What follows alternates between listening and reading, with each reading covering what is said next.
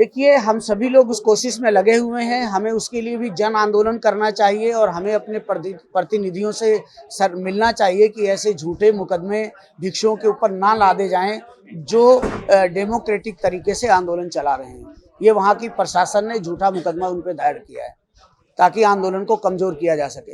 लेकिन इस बीच में जब वो बातचीत थोड़ी गर्मा गर्म हुई और वो लोग मानने के लिए तैयार नहीं थे, वो दबाव डाल रहे थे, तो मैं पहला व्यक्ति हूं जिसने बहिष्कार किया कि ये जो आप लोग कर रहे हो गलत है। अगर बीटीएमसी प्रोग्राम कर रही है तो हमारा प्रोग्राम होगा। और ये सारा कुछ इसलिए रचा गया क्योंकि बीटीएमसी का जो चेयरमैन है वो वहां के डिस्ट्रिक्ट कलेक्टर है, और यदि बीटीएमसी का प्रोग्राम फेल होता है तो जो वहां के कलेक्टर है उसको एक एम्ब्रासमेंट होगा। तो चाहते थे कि इस आंदोलन को खत्म किया जाए। इसके बाद में अंदर क्या हुआ मुझे नहीं पता। हाँ, भिक्षुणी पूर्णिमा जी हैं, उन्होंने भी कहा कि मैं एक सैनिक परिवार से आती हूँ, ये आंदोलन खत्म नहीं होगा, यहाँ कोई खतरा नहीं है। इसके बाद में ऐसा सुनने में आया कि लास्ट में चंद्रबोधी पाटिल ने कहा कि भाई सब लोग उठ जाइए। वहां से मीटिंग उठ गई है। वहां से बाहर आने के बाद में एक प्रेस कॉन्फ्रेंस होती है जिसके आप सभी लोग गवाह हैं, जिसमें आकाश लामा जी अपनी मर्जी से कहते हैं कि ये जो धरना है इसको सस्पेंड कर दिया गया है, धरने को पोस्टपोन कर दिया गया है। वहां से एक रूमर फैला। उनके कुछ देर बाद में मेरा भी लोगों ने व्यू जाना। मैंने कहा जी ऐसा नहीं हो सकता, ऐसा नहीं होगा। हम वहां इसके बाद धरने पर गए और रात को 11 बजे फिर वहां पे विनय चारिया जी, करुणा सिंह राहुल जी आए हैं। जब मैं वहां उपस्थित नहीं था, वो रात में क्या हुआ मैं नहीं जानता, मैंने मीडिया के थ्रू जाना है। और 10 तारीख को 2 कंप्लेंट गई। हाँ नहीं, जब हम लोग वहां से पुलिस स्टेशन से निकले उसके बाद में मैं देखता हूँ कि आकाश लामा जी, भंते प्रज्ञा जी दोबारा थाने की तरफ जा रहे हैं। तो मैंने भिक्षुणी पूर्णिमा से पूछा, भाई पूछो कहाँ जा रहे हैं? तो कहते जी इनको वहाँ के जो थानेदार है उन्होंने बुलाया है। मैंने कहा भाई आप इतना बड़ा आंदोलन ले करके, जहाँ पे आप अठावले साहब को कहते हो यहाँ करके बैठो, केंद्रीय मंत्री है किरण रिजिजू जी से मिलने जाते हो, वहां पर एक थानेदार के बुलाने पर आप जा रहे हो, ये क्या आप लोगों का मतलब औचित्य है, क्या नेतृत्व है? मैंने ये बातें जरूर वहां पर कही। और उसके बाद में जो रात के 11 बजे का है, जो विनय चारिया जी का है, जो भंते करुणा सिंह का है, वो आप लोगों ने रिपोर्ट किया है। 10 तारीख को 2 कंप्लेंट जो धरने के यहाँ से 2 लोगों ने दी है, 2 भिक्षुओं ने। एक सुनीत पाल जी हैं, सुनीत पाल जी ने भंते करुणा सिंह जी के खिलाफ दी है। लोग कह रहे हैं कि सुनीत पाल जी ने विनय चारिया के खिलाफ दी है, ये सरासर गलत है। सुनीत पाल जी ने करुणा सिंह जी के खिलाफ दी है क्योंकि करुणा सिंह जी ने 180 जीवर और 150 लोगों का किराया लिया था और वो 4 तारीख को पटना जाना चाहते थे उन लोगों के साथ में, वो उनको लेकर के नहीं गए। मैं उस रैली में था, मैं पटना तक गया हूं, आप लोग देख सकते हैं। जो विनयाचार्य जी के खिलाफ है वो एक सुशील पाल नाम के भिक्षु हैं, वो भी पटना के रहने वाले हैं, उनके द्वारा दी गई। अब सवाल उठता है भिक्षुओं के खिलाफ भिक्षुओं के द्वारा कंप्लेंट दिलवा कौन रहा है? क्या ये कंप्लेंट बिना आकाश लामा की मर्जी के दी गई है या आकाश लामा जी की मर्जी से दी गई? ये बात पूछी जानी चाहिए। दूसरी जो सबसे इंपॉर्टेंट बात है, ये हमारा आंतरिक मामला था, व्यक्तिगत मामला था, समाज के पैसे का इस्तेमाल हुआ था। सर्वप्रथम यदि किसी को शिकायत थी वो समाज से कहता और समाज से पूछ के पैसा देता। तो ये कंप्लेंट जब प्रशासन के पास गई है, उससे प्रशासन का मनोबल बढ़ा है, उनको लगा है कि इनके आपस में टूट फूट हो गई है। हालांकि इस आंदोलन में आम आदमी में कहीं भी टूट फूट नहीं हुई है। आज भी सभी लोग एकत्रित हैं, सिर्फ एक आंदोलन और नेतृत्व करने वाले 4 लोगों के बीच में कुछ मनमुटाव हुआ है। देखिए, रणनीति जो है, जो विद्वान लोग हैं अभी एक मीटिंग दिल्ली में कर रहे हैं और जो आंदोलन को चलाने वाले लोग हैं, हम लोग उनके साथ बैठ करके तय करें। लेकिन जो सबसे बड़ी चीज है वो हमको समझनी चाहिए कि जो हमारा आंदोलन है वो सरकार के खिलाफ है। सरकार ने बीटी एक्ट बना करके, गलत एक्ट बना के उस पर अपना कब्जा कर रखा है और उसको अपने ढंग से वहां पर पुरोहित और पंडों को बैठा करके बुद्ध की धरोहर का अपमान किया जाए, बौद्धों की भावनाओं का अपमान किया जाता है।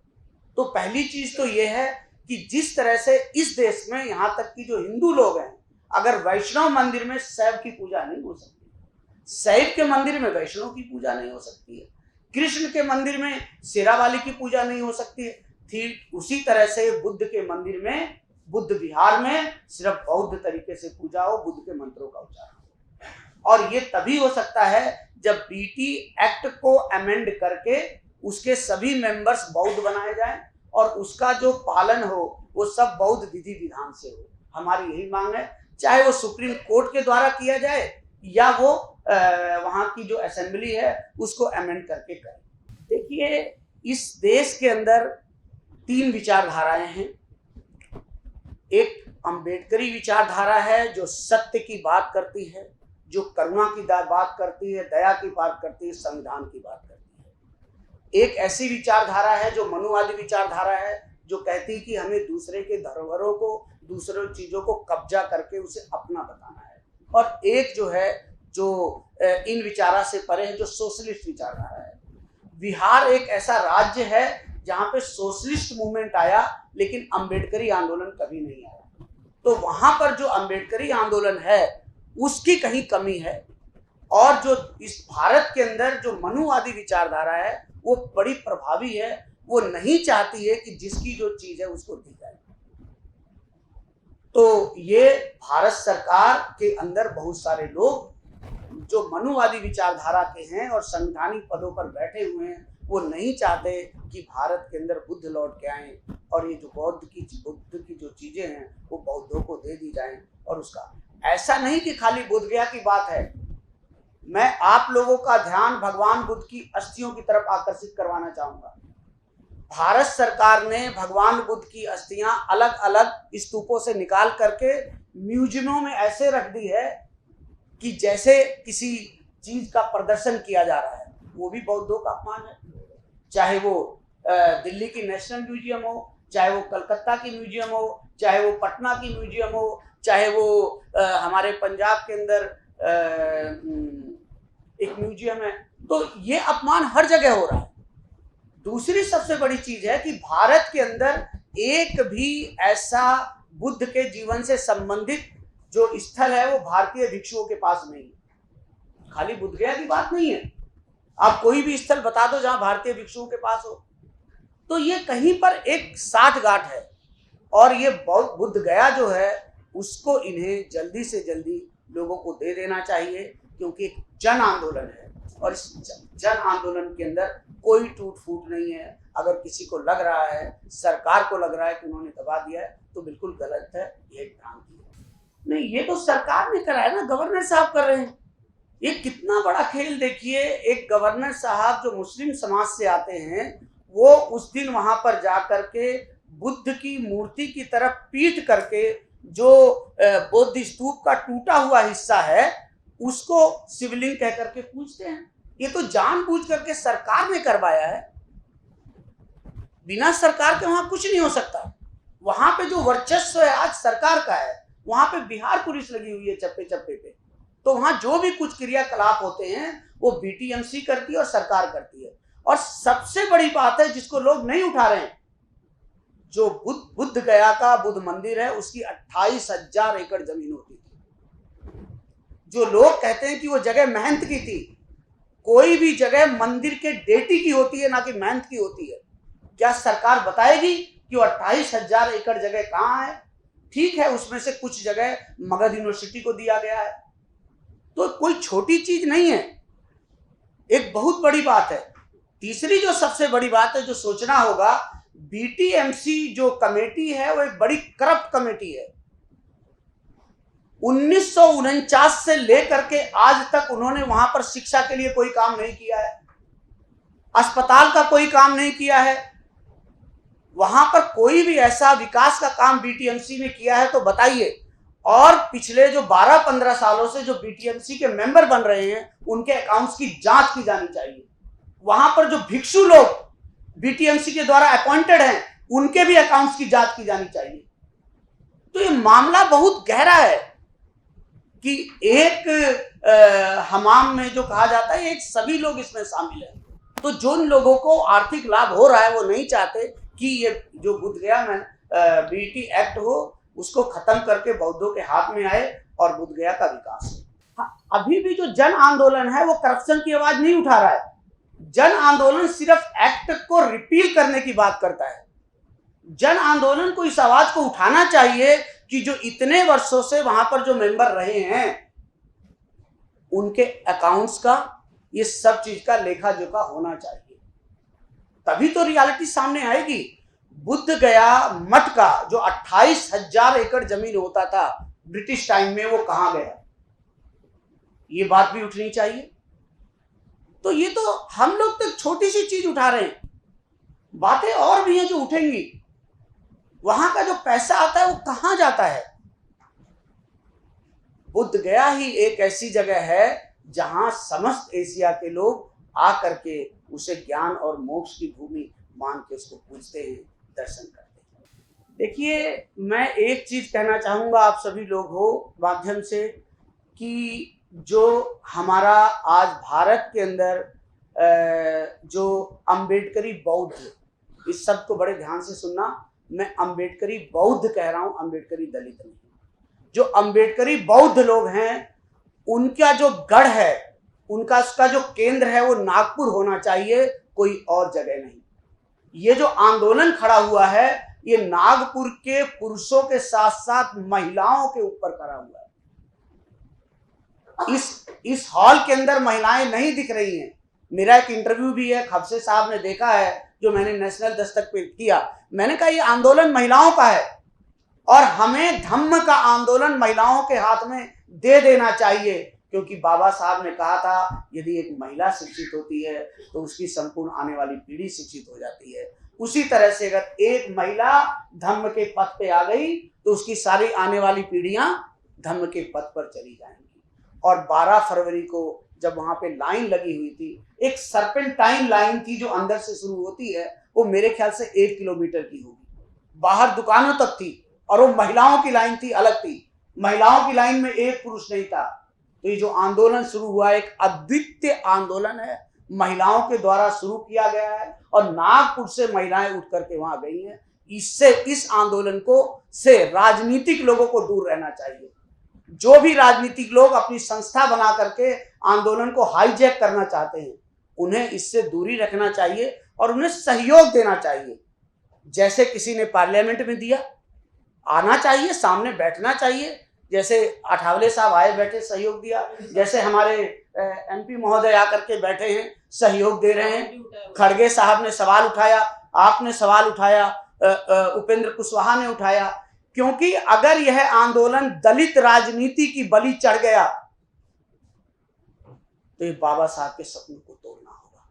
इसलिए जो अम्बेडकरी दलित राजनीतिज्ञ हैं उनको आंदोलन को सहयोग करना चाहिए, हाईजैक नहीं करना चाहिए, नेतृत्व नहीं करना चाहिए। देखिए, मैं शुरू से कहता आ रहा हूं कि अगर आज ये आंदोलन लोगों के घर घर तक पहुंचा है तो उसे हमारे बहुजन मीडिया ने पहुंचाया है। इस बहुजन मीडिया में भी एक ऐसा मीडिया है जिसको मैं खुल करके कहूंगा जो आकाश लामा जी का मीडिया था।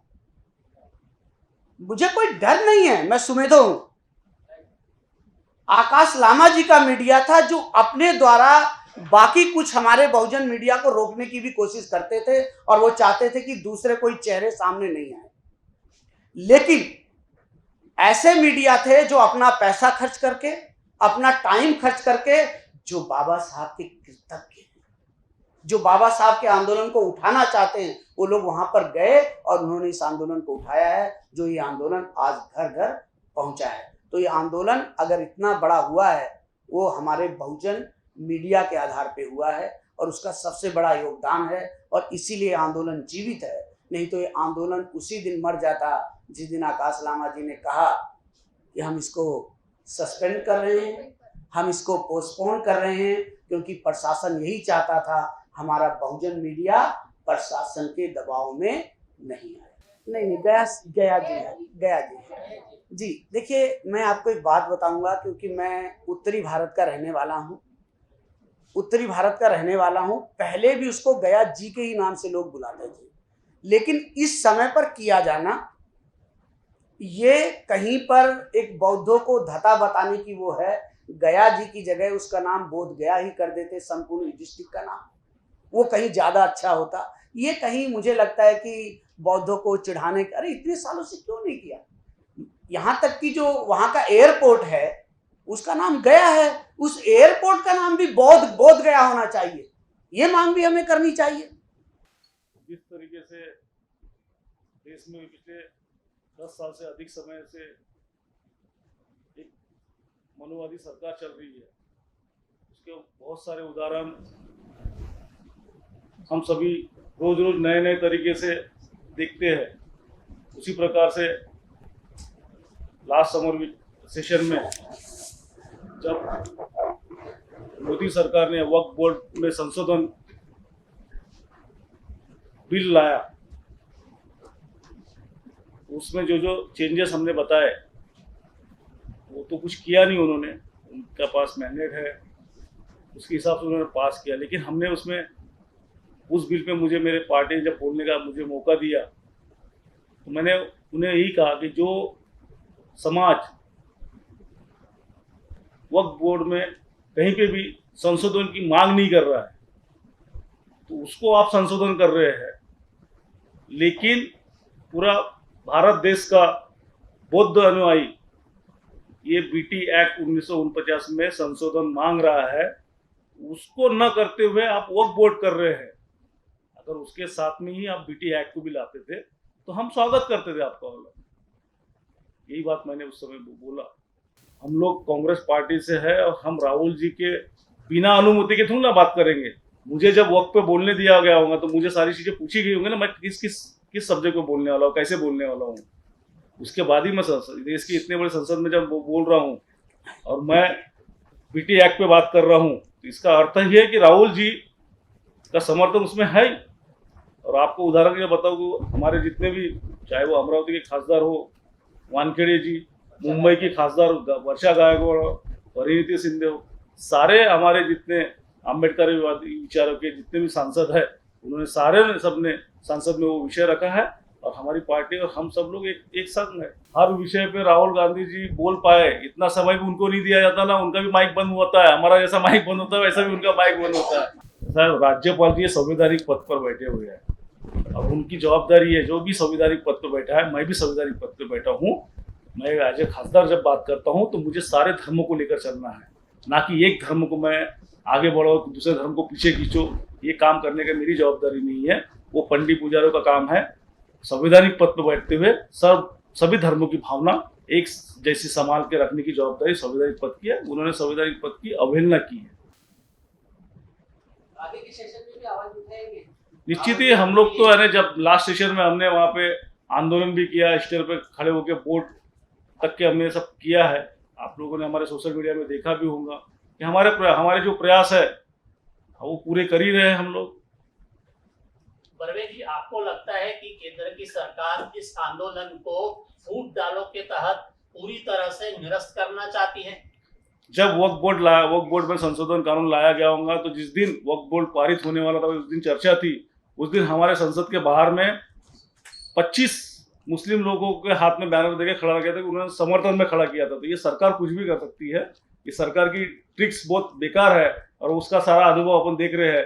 कैसे भाई भाई को लड़ाना, कैसा अपना फायदा उसमें से निकाल लेना। तो ये बिजनेसमैन की सरकार है, ये देश की जनता की चुनी हुई सरकार नहीं है। इसलिए इनको हर चीज़ में प्रॉफिट कहाँ मिलता है वो उसका सिर्फ ध्यान देते हैं। बौद्धों को लड़ाकर, मुस्लिमों को लड़ाकर, हिंदुओं को लड़ाकर अपना प्रॉफिट कैसे कमाया जाएगा, इतना ही उनका काम है। उनका आप नंबर्स, सिर्फ सीट नंबर्स कैसे बढ़ेंगे। और बिहार में भी तो बुद्ध का विषय ज़्यादा जोर से उठाएंगे।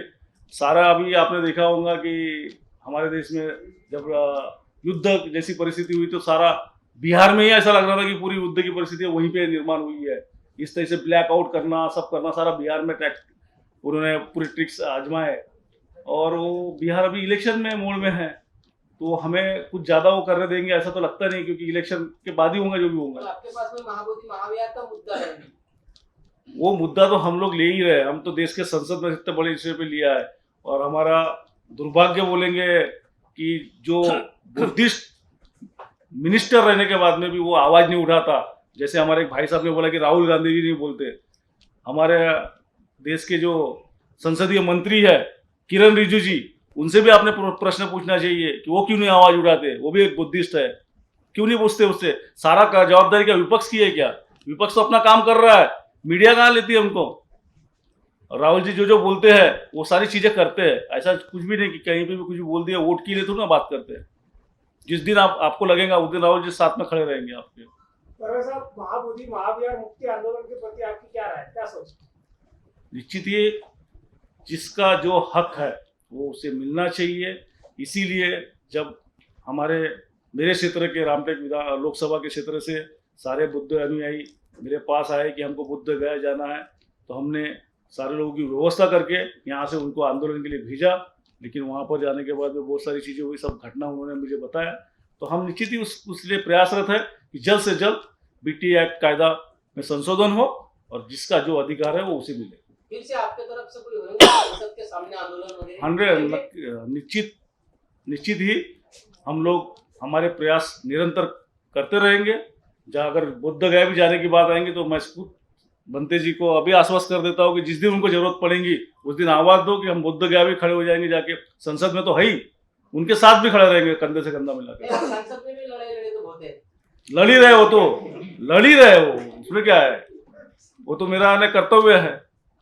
मैं शेड्यूल कास्ट रिजर्व सीट से चुनकर आता हूँ, बुद्ध अनुयायी ने मुझे मतदान किया है, तो मेरा प्रथम कर्तव्य है कि उनको न्याय दिलाना। धन्यवाद। ठीक है।